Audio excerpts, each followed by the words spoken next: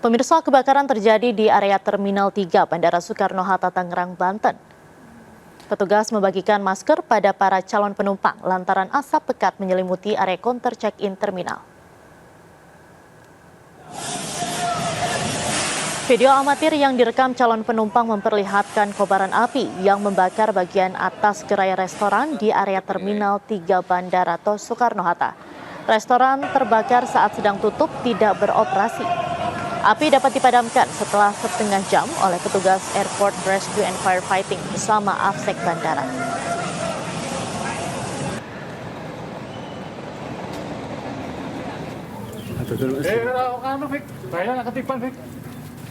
Asap hitam tebal terlihat dari kejauhan ketika sebuah tempat wisata waterboom terbakar di Desa Wangunrejo, Pati, Jawa Tengah. Arena permainan yang terbuat fiberglass dan plastik terbakar menimbulkan asap hitam tebal. Kebakaran diduga terjadi akibat pembakaran sampah di area lokasi.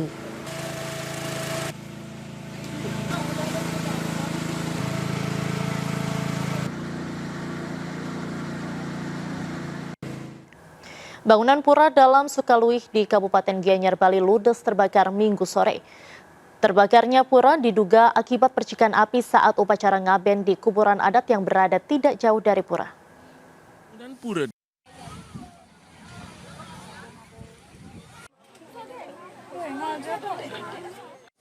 Bangunan pura dalam Sukaluih di Desa Adat Batuan, Sukawati, Kabupaten Gianyar, Bali ludes terbakar Minggu sore. Terbakarnya bangunan pura diduga akibat terkena percikan api saat dilangsungkannya upacara ngaben di kuburan adat yang lokasinya tidak jauh dari pura. Atap bangunan pura yang terbuat dari ijuk menyebabkan api semakin cepat membesar hingga merembet ke bangunan pura yang lain. 8 mobil pemadam kebakaran dari Kabupaten Gianyar dan Kota Denpasar dikerahkan dibantu warga untuk memadamkan api. 2 jam kemudian api berhasil dipadamkan.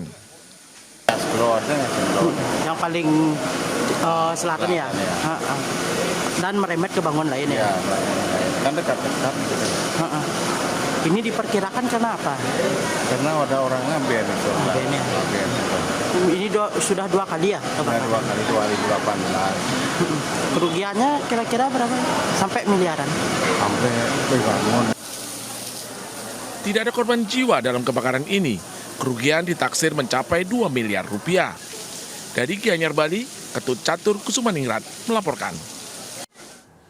Pemirsa, 8 rumah ditinggalkan penghuninya lantaran dalam kondisi kritis berada di bibir jurang sedalam 15 meter. Sementara belasan bangunan lainnya telah hilang akibat longsor tergerus TPA Cipayung, Depok, Jawa Barat yang telah over kapasitas.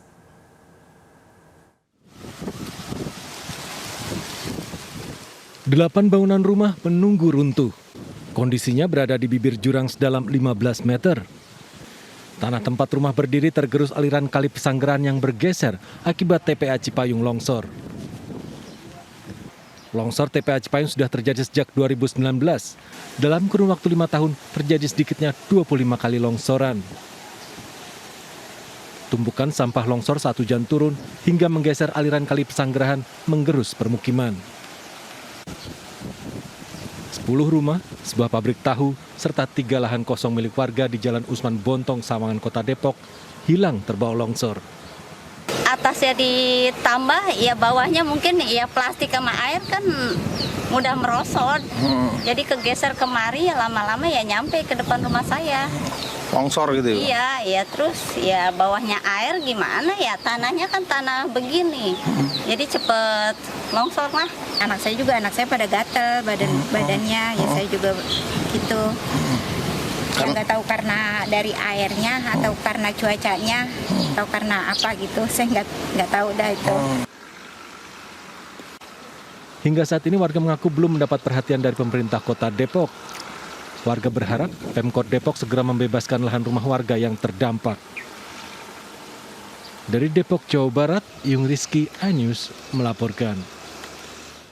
RSUP Dr. Karyadi Semarang menghentikan sementara praktik PPDS anestesi Fakultas Kedokteran Undip.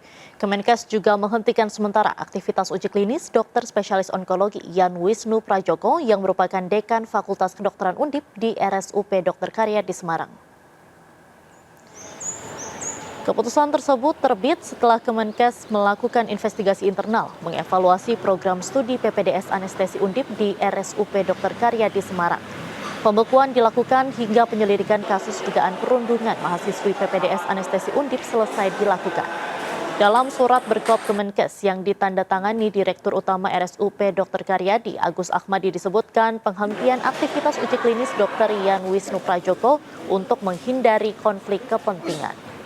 Polda Jawa Tengah terus mendalami dugaan kasus perundungan mahasiswi PPDS Anestesi Undip, Dr. Aulia Risma Lestari.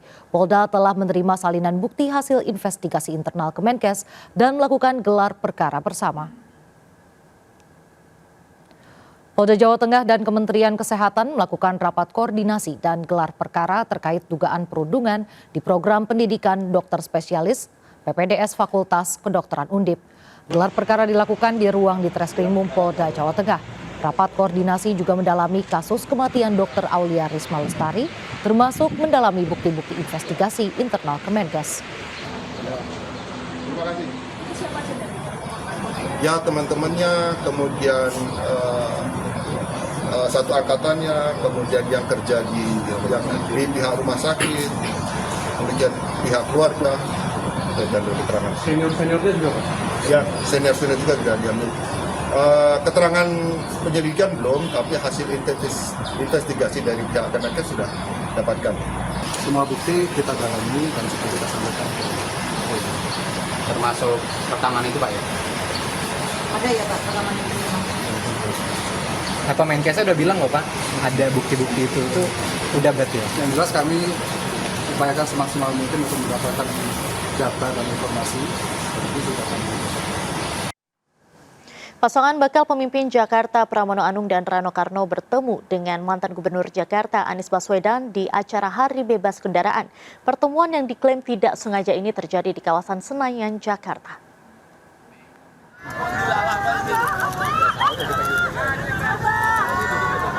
Bakal Cagup dan Cagup Jakarta Pramono Anung dan Rano Karno bertemu dengan mantan Gubernur DKI Jakarta Anies Baswedan di Car Free Day kawasan Senayan, Jakarta. Pada pertemuan tidak ada pembicaraan mengenai posisi tim pemenangan kepada Anies Baswedan. Karena sekarang ini APBD DKI sudah diketuk dan itu disetujui oleh DPRD. Artinya prioritas pembangunan fase ini adalah itu. Nah, untuk itu kita nanya nanti sama Mas Anies, Mas, ini Persija mau dibawa kemana?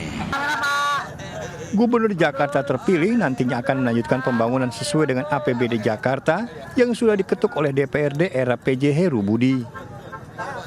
Dari Jakarta, Widya Bayu Jati Laksana Tiara melaporkan. Pasangan bakal calon kepala daerah Dharma Pongrekun Kunwardana melakukan pemeriksaan di RSUD Tarakan, Jakarta. Petugas medis mengambil sampel darah hingga tes urin dari pasangan jalur independen ini.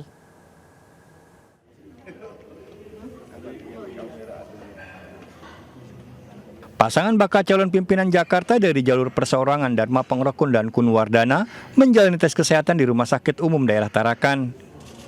Pihak rumah sakit mengambil sampel darah, urin, dan kesehatan jiwa hingga psikologi. 28 bakal pasangan calon kepala daerah di Sumatera Utara menjalani pemeriksaan kesehatan di Rumah Sakit Umum Pusat Haji Adam Ali Kota Medan. Adanya pemeriksaan tambahan seperti MRI dan EEG fungsi otak membuat pemeriksaan kesehatan relatif lama. Di Surabaya, pasangan bakal calon gubernur dan pasangan calon wakil gubernur Jawa Timur Tri Risma Hari dan Zahrul Azhar Asumta atau Gusan, serta pasangan Lulu dan Lukmanul Hakim melakukan pemeriksaan kesehatan di RSUD Dr. Sutomo, Surabaya. Kedua pasangan melakukan pemeriksaan kesehatan jiwa atau psikologi. Dari Surabaya, Medan, dan Jakarta melaporkan.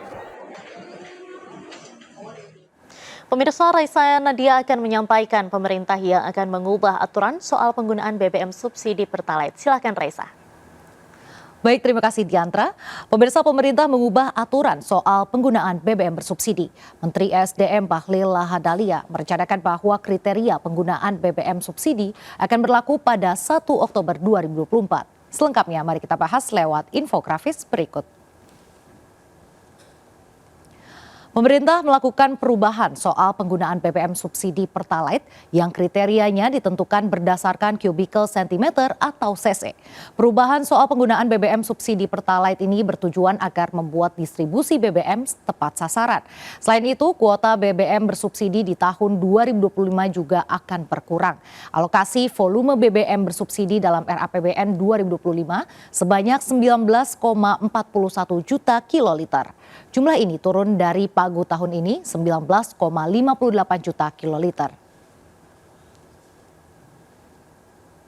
Nantinya mobil yang diizinkan untuk mengisi Pertalite hanya yang di bawah 1.400 cc. Hal ini berarti mobil bensin dengan kapasitas di atas 1.400 cc tidak boleh mengisi Pertalite. Lalu mobil diesel dengan kapasitas mesin di atas 2.000 cc juga tidak diperbolehkan lagi untuk menggunakan solar bersubsidi. Sementara motor yang diizinkan untuk mengisi Pertalite hanyalah yang di bawah 250 cc. Sementara itu, terkait adanya pembatasan penerima BBM bersubsidi, Pertamina meminta masyarakat agar melakukan pendaftaran. Hal ini dikhususkan untuk kendaraan roda 4. Pertamina memberlakukan QR Code untuk pembelian BBM subsidi. Barcode tersebut bisa dimiliki pengguna dengan cara mendaftar di situs resmi atau aplikasi Pertamina. Beberapa dokumen yang perlu disiapkan diantaranya adalah foto diri, KTP, foto STNK tampak depan dan belakang, lalu juga foto kendaraan secara keseluruhan, foto kendaraan tampak depan dengan nomor polisi, dan juga foto KIR bagi kendaraan pengguna KIR. Sekjen ESDM Dadan Kusdiana menyebut aturan baru yang membatasi BBM subsidi dan kriterianya sedang dikebut penyelesaiannya. Aturan tersebut nantinya akan berupa revisi Perpres nomor 191 tahun 2014. PT Pertamina Patraniaga juga menyebut saat ini jumlah pendaftar penerima BBM bersubsidi sudah mencapai 3,9 juta orang. Kembali ke Diandra. Beralih ke informasi selanjutnya, pemirsa, Minggu siang Timnas Indonesia bertolak ke Arab Saudi untuk bertanding dalam kualifikasi putaran ketiga Piala Dunia 2026 zona Asia. Shin Tae-yong berangkat bersama 12 pemain, sementara 14 pemain yang saat ini berlaga di klub luar negeri menyusul dari negara masing-masing.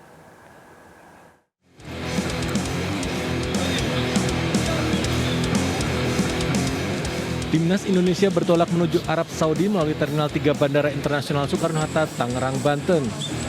Rencananya skuad Garuda Muda akan melakukan pertandingan perdana melawan Timnas Arab Saudi pada 6 September di King Abdullah Sport City Stadium di Jeddah. Shin Tae-yong berangkat dari Indonesia bersama 12 pemainnya. Sementara 14 pemain lainnya yang saat ini tengah merintis karir di luar negeri menyusul dan bertemu di Arab Saudi. Persiapannya sudah cukup baik ya, kita sudah mulai di 2 hari kemarin, tapi kita hanya dengan pemain yang ada di Indonesia ya, 14 pemain dan sisanya pemain-pemain lokal yang bermain di luar akan masuk. Setelah melawan Timnas Arab Saudi, Rizky Ridho dan kawan-kawan akan menjamu Timnas Australia pada 9 September di Stadion Gelora Bung Karno, Senayan, Jakarta. Dari Tangerang, Banten, Hasnugara melaporkan. Sebelumnya pada Sabtu lalu, Timnas Indonesia melakukan latihan terakhir di Gelora Bung Karno, Senayan, Jakarta. Menurut Shin Tae-yong, anak asuhnya akan tampil maksimal dengan memanfaatkan permainan lawan yang kerap memancing emosi.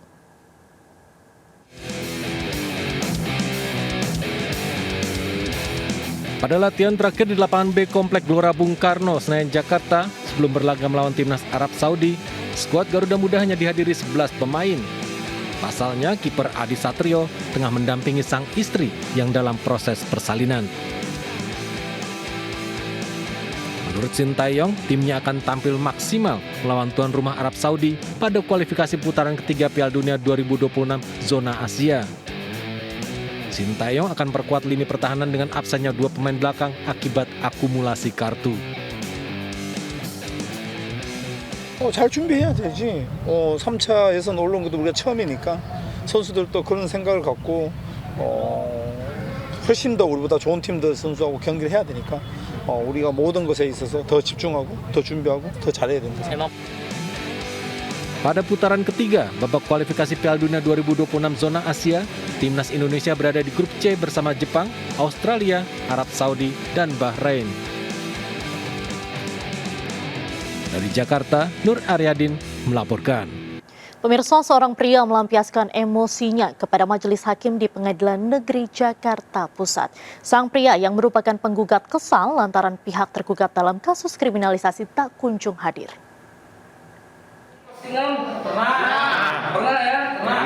Ada wajah-wajah tujuh oknum? Ada. Henry Sulistyo melampiaskan emosinya setelah pihak Pengadilan Negeri Jakarta Pusat tidak bisa menghadirkan satupun pihak tergugat. Henry bahkan berorasi singkat di hadapan majelis hakim dan pengunjung sidang.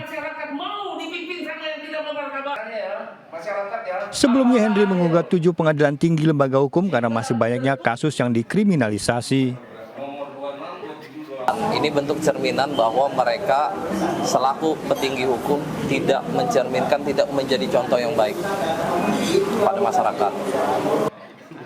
Penggugat menuding hukum masih tajam ke atas dan tumpul ke bawah. Dari Jakarta, Rani Sanjaya melaporkan.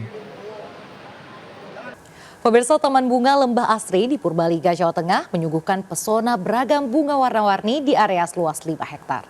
Menariknya, selain bisa menikmati keindahan bunga bermekaran, pengunjung bisa bersuah foto di hamparan taman bunga berlatar keindahan Gunung Slamet. Seperti apa berikut liputannya untuk Anda.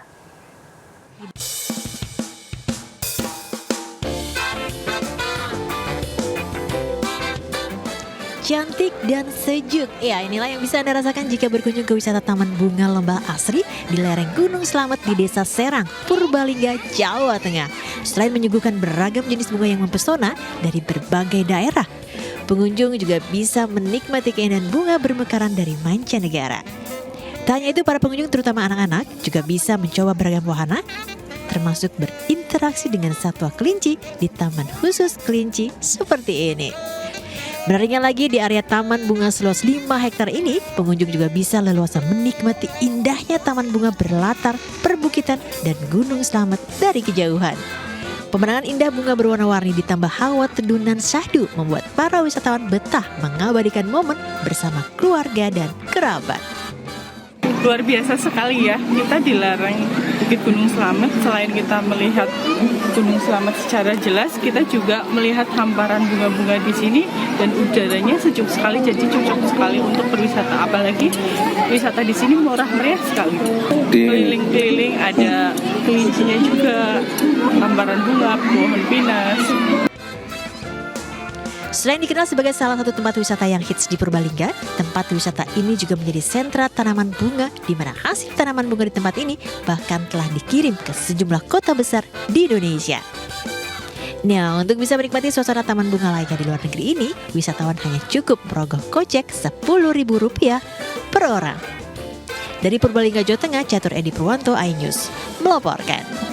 Pemirsa, Bea Cukai Soekarno-Hatta bekerja sama dengan Aviation Security Bandara dan BKSDA Jakarta berhasil menggagalkan upaya penyelundupan 3 ekor satwa langka, yakni 2 ekor owa ungko dan 1 ekor owa siamang. 3 ekor primata langka tersebut didapatkan dalam barang bawaan penumpang seorang WNA asal Mesir berinisial GMA yang kini telah dijadikan tersangka.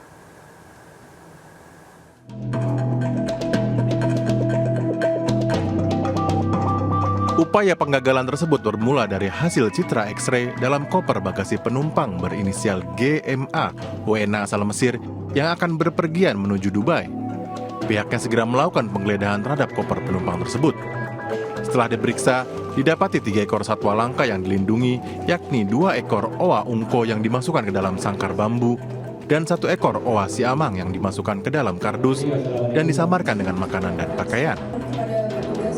Kemudian GMA, warga negara dari Mesir, ini sudah kita tetapkan sebagai tersangka dan kita angkat atau kita naikkan statusnya menjadi penyidikan ya. Sudah kita lakukan penyidikan melanggar Undang-Undang nomor 17 tahun 2006, yaitu pasal 102A ya, tentang kepabeanan dengan hukuman pidana maksimal 10 tahun dan denda maksimal 5 miliar rupiah. Pihak Bea Cukai beserta jajaran akan melakukan pendalaman terhadap tersangka, terutama terkait sindikat penyedia satwa langka untuk diperjualbelikan ke lintas negara. Dari Tangerang, Banten, Dilami Aulia Seto Pratomo, iNews melaporkan. PT MNC Land Tbk dengan kode emiten KPIG resmi meluncurkan MNC Land Club di Ainus Tower, Jakarta. MNC Land Club menjadi wadah bagi para pebisnis properti untuk menjadi jejaring MNC Group dalam menjual properti kepada publik.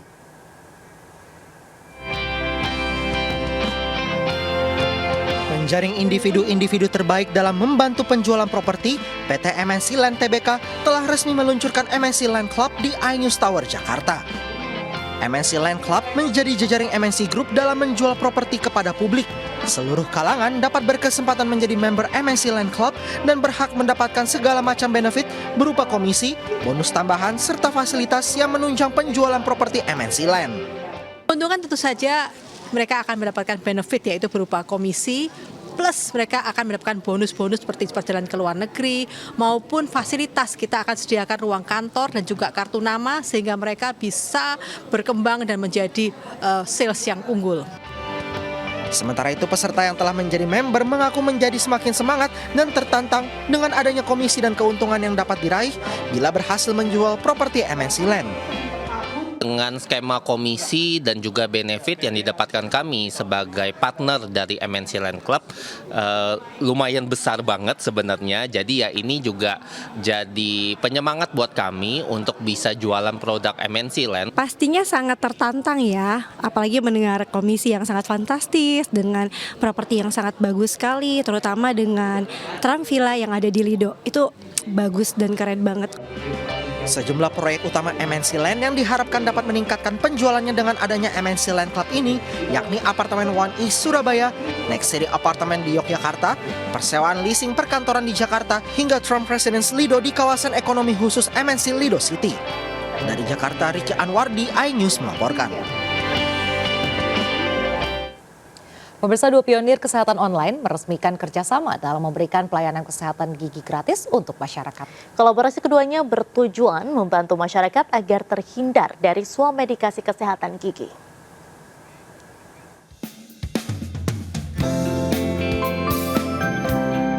Produk kesehatan gigi dan mulut Pepsodent berkolaborasi dengan Halodoc meresmikan pelayanan kesehatan gigi dan mulut gratis untuk masyarakat. Melalui layanan yang kredibel dan mudah diakses ini, kolaborasi keduanya merupakan bentuk upaya membantu masyarakat dalam menghindari tindakan swamedikasi kesehatan gigi yang beresiko tinggi dan berbahaya. Sebagai brand perawatan gigi dan mulut terpercaya di Indonesia, Pepsodent berkomitmen untuk terus menjaga senyum sehat Indonesia dengan memberikan layanan konsultasi gratis bersama dengan Halodoc di tengah rendahnya akses dan tingkat kesadaran masyarakat untuk rutin berkonsultasi ke dokter gigi. Poin yang tadi, ternyata masyarakat Indonesia itu masih sedikit yang berkonsultasi ke dokter gigi. Sehingga ada praktik-praktik yang kita sebut sebagai swamedikasi. Swamedikasi itu apa? Yaitu karena masyarakat Indonesia terbiasa menunggu sakit dulu, baru ke dokter gigi, sehingga mereka membeli sendiri nih obat-obat yang ada di pasaran tanpa adanya pengawasan tenaga medis yang ahli. Indonesia. Dan dengan kolaborasi ini kami menemukan partner dengan visi yang sama, bergotong royong untuk mewujudkan tersebut. Caranya seperti apa? Kami memberikan tidak hanya kemudahan untuk akses konsultasi layanan gigi, tapi juga edukasi kepada masyarakat bahwa pentingnya pendapat ahli dalam menangani masalah kesehatan mulut dan gigi. Melalui kerjasama ini, Pepsodent dan Halodoc berharap dapat meningkatkan layanan kesehatan gigi yang berkualitas bagi masyarakat luas. Dari Jakarta, Muharlin melaporkan.